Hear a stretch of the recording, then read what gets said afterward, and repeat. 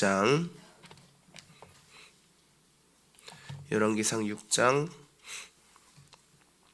14절로부터 38절까지의 말씀 가운데에서 14절로부터 28절까지만 함께 읽겠습니다.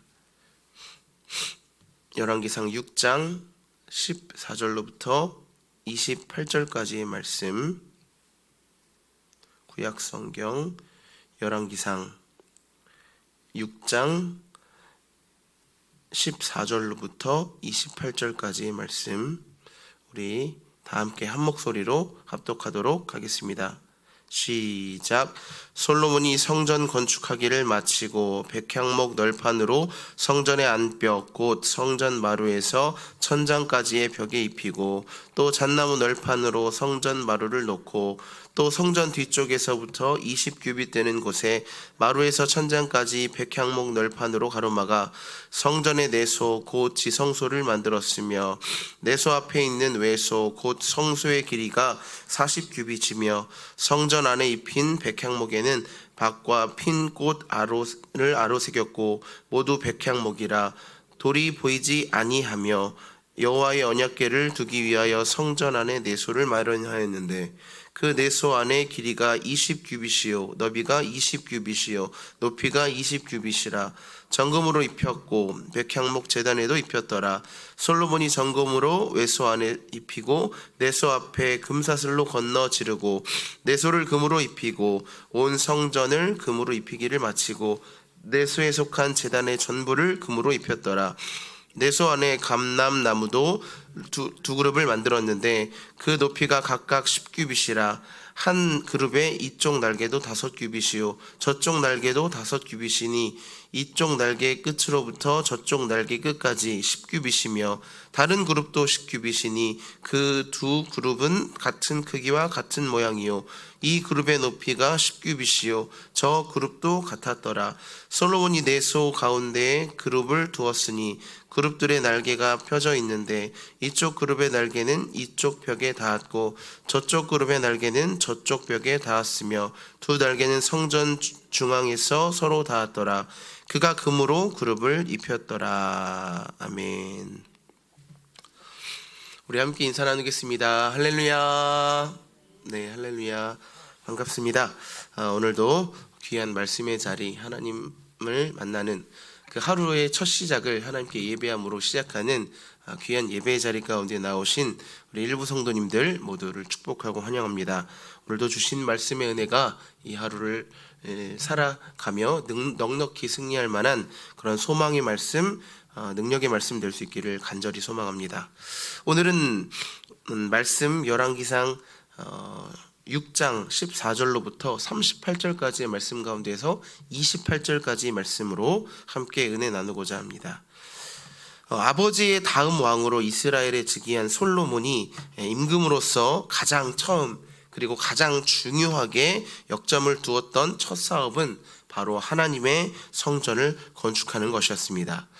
그도 그럴 만한 것이 아버지 다윗의 애달픈 유언이기도 했고 또 이스라엘 온 백성들의 간절한 바람이기도 했습니다. 또 하나님이 다스리시는 나라로 이스라엘을 다듬어가는 그 기초가 되는 일이었기에 다른 무엇보다도 하나님의 성전을 짓는 일을 가장 처음으로 시작하였던 것입니다. 솔로몬의 임기의 초기 3년은 두로왕 히람과의 협력으로 성전 건축에 필요한 자재와 기술자, 각종 일꾼들, 역군들을 모으는 일에 최선을 다했습니다. 그리고 마침내 성전 건축에 필요한 모든 준비가 갖추어졌을 때 마침내 솔로몬은 즉위한 지 4년 봄에 성전 건축에 대한 이 역사를 시작합니다. 그렇게 많은 인적, 물적 자원이 총동원되어진 중단 없는 공사가 시작된 것입니다. 그리고 지난 시간까지는 성전 건축의 외부가 건축되어지는 것들에 대해서 우리가 함께 살펴보았다고 한다면요, 오늘 말씀은 성전 내부의 공사가 어떻게 이루어지고 있는지 우리 말씀을 통해서 우리에게 함께 지금 소개하고 있는데요. 거기에는 몇 가지 특징들이 있습니다. 성전 내부를 건축함에 있어서의 몇 가지 특징들이 있는데 오늘은 그 첫 시간으로 함께 우리가 오늘 본문의 말씀을 가지고 함께 그 특징 한 가지를 살펴보고자 합니다. 14절로부터 28절까지의 말씀 다시 한 번만 읽어보도록 하겠습니다. 시작. 솔로몬이 성전 건축하기를 마치고 백향목 널판으로 성전의 안벽 곧 성전 마루에서 청장에까지의 벽에 입히고 또 잣나무 널판으로 성전 마루를 놓고 또 성전 뒤에서부터 20규빗 되는 곳에 마루에서 천장까지 백향목 널판으로 가로막아 성전의 내소 곧 지성소를 만들었으며 내소 앞에 있는 외소 곧 성소의 길이가 40규빗이며 성전 안에 입힌 백향목에는 박과 핀 꽃을 아로 새겼고 모두 백향목이라 돌이 보이지 아니하며 여호와의 언약궤를 두기 위하여 성전 안에 내소를 마련하였는데 그 내소의 안은 길이가 20규빗이요 너비가 20규빗이요 높이가 20규빗이라 정금으로 입혔고 백향목 제단에도 입혔더라. 솔로몬이 정금으로 외소 안에 입히고 내소 앞에 금사슬로 건너 지르고 내소를 금으로 입히고 온 성전을 금으로 입히기를 마치고 내소에 속한 제단의 전부를 금으로 입혔더라.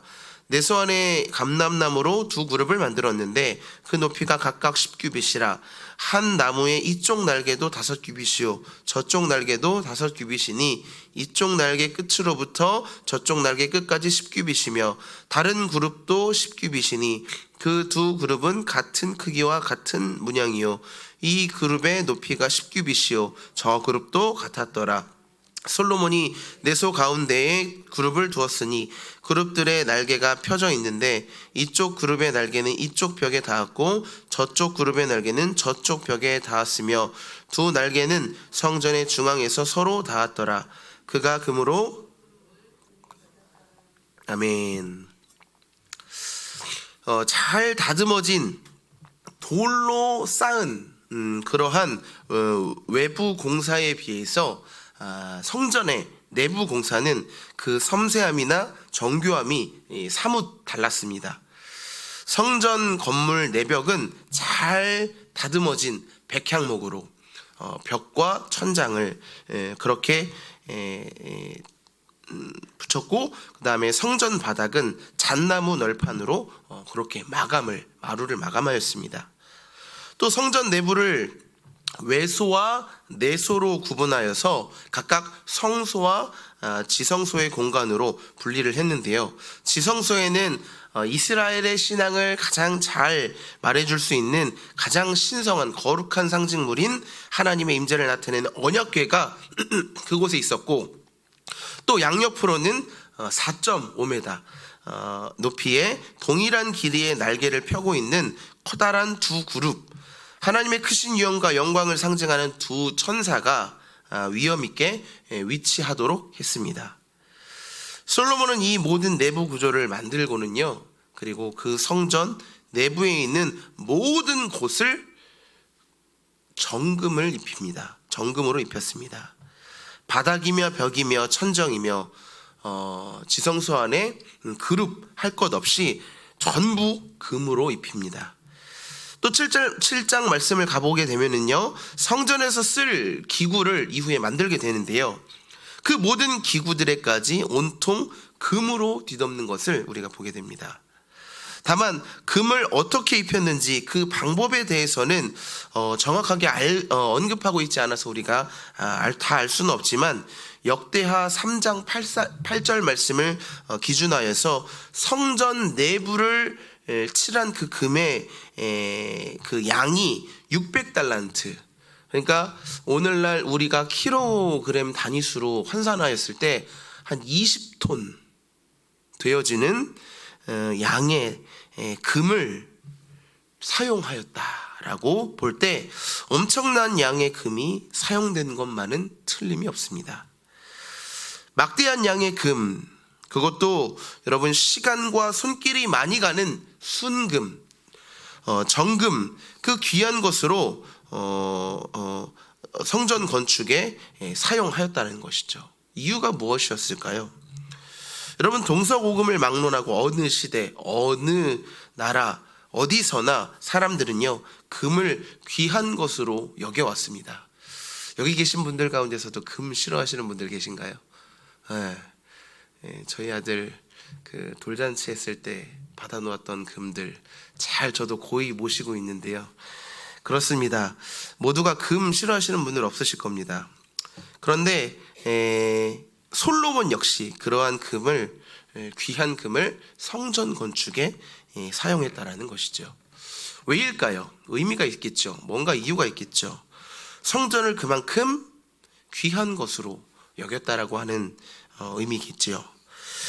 그러나 정금으로 입힌 성전이었기에, 금으로 뒤덮인 성전이었기에 그 성전이 가치 있는 것이 아니라 그만큼 하나님의 이름이 머무는 곳, 하나님의 임재가 있는 곳이 성전이었기에 그 가치를 알았기에 금으로, 정금으로 성전을 덮었다라는 것이죠. 성도 여러분, 오늘 저와 여러분에게 있어서 가장 귀한 것은 무엇인가요? 정금을 발라도 아깝지 않을 가치를 지닌 그 무엇이 여러분에게는 어떠한 것인가요? 말씀을 준비하면서 곰곰이 제 자신을 생각해 보았습니다. 나는 무엇을 귀하게 여기는가? 요즘 나는 무엇을 귀하게 여기고 있는가? 그때 한 가지 떠오른 것이 있었습니다. 바로 아들 신유엘이었습니다. 네, 이제 24개월, 이번 이제 8월 달이 됐죠. 24개월이 되었습니다. 두 돌 이제 딱 지났는데요.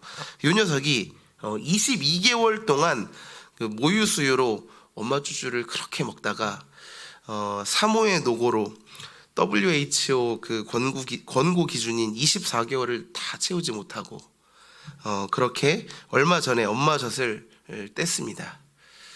애를 먹었습니다. 그런데요, 이전에는 엄마가 이렇게 모유를 주면서 엄마와의 그런 애착, 애정, 이런 라포가 있었기에 저는 사실 거들떠 보지도 않았고 저는 안중에도 없었는데요. 근데 이 녀석이 요 근래 들어서 부쩍 아빠를 찾기 시작했고, 그리고 아빠 하면서 졸졸 쫓아다니기를 시작하는 겁니다. 당연히 아빠 된 입장에 그런 아들이 썩 싫을 리가 없습니다. 이전보다 더 예뻐 보이고 점점 그 말의 표현이 또렷해질수록 빠빠 하다가 이제 아빠 하면서 두 손 들고 아빠를 외칩니다. 그러면은 그런 말이 또렷해질수록, 표현이 분명해질수록 그 아들이 더 사랑스러워 보이는 겁니다. 그런데 문제는 이제 걷기를 시작하면서 이제 활동의 폭이 넓어지다 보니까 여기저기 다치기를 시작합니다. 돌아가는 선풍기가 신기했는지 그 선풍기에 손도 넣어보고, 그래서 손이 아주 그냥 아작이 났었습니다. 모서리에도 찍히고 계단에서도 넘어지고, 아들이라서 그런 건지 아니면은 저도 어렸을 때 그랬는지 잘 기억은 없지만 난리도 아닙니다. 그러다 보니 당연히 속상합니다. 그런데 어제도 데크에서, 교회에 이제 풀장을 설치를 했거든요. 데크에서 물놀이를 하다가 나와서 이렇게 엄마 품에 안겨가지고 교회로 이제 옷을 갈아입고 이제 집에 가기 위해서 들어오고 있는데 발을 헛디뎌서 그 데크에서 사모와 그 아들이 모두 그대로 넘어지고 말았습니다. 머리를 박았는지 데크 자국이 이렇게 이마에 선명하게 이렇게 나 있더라고요. 사모는 발목이 삐었고 무릎이 까지고 아주 난리도 아니었습니다. 뒷수습은 했지만 그럼에도 다친 사모와 아들을 보면서 마음이 참 안 좋았습니다. 그런데 아이가 다치는 건 부모의 부주의라고, 이게 다친 건 둘 다 똑같이 다쳤는데 이 걱정과 안타까운 마음에 못 알아듣는 아기가 아니라 아내인 사모에게 그만 좀 그 사모를 좀 이렇게 다그치고 말았습니다. 조심 좀 하지 그랬냐고. 그리고 나서 말씀 앞에 앉아서 이렇게 오늘 말씀을 묵상을 하고 있는데 오후 때의 그 상황을 하나님 이렇게 떠올리게 하시는 겁니다. 예랑아, 사랑하는 아들이 다친 걸로 아팠니? 속상했니? 나는 십자가에서 내 아들을 너희를 위해서 내어주었단다. 그래, 하나님을 사랑한다 하면서도 지금 내가 귀하게 여기는 것은 내 아들 류엘이었구나.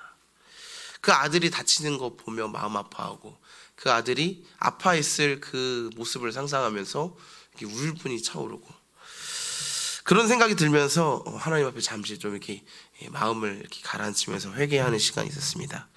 성도 여러분, 솔로몬의 성전을 지으면서 귀하게 여겼던 것은 금이 아닌 성전의 주인 되시는 하나님이셨습니다. 그래서 자신이 드릴 수 있는 가장 최선의 것, 금으로 성전 내부를 가꾸었던 것입니다. 하지만 솔로몬 이후에 이스라엘이 성전의 주인 되신 하나님이 아닌 건물의 그 화려함, 그리고 그 화려함 속에서 드리는 종교적인 의식의 그러한 화려함에 매료되어서 마음이 변질되어졌을 때 하나님은 그 성전을 외세에 의하여 가차없이 그 성전을 헐어버리시고 무너뜨리셨습니다. 왜인가요? 다시 돌이켜야 했기 때문입니다.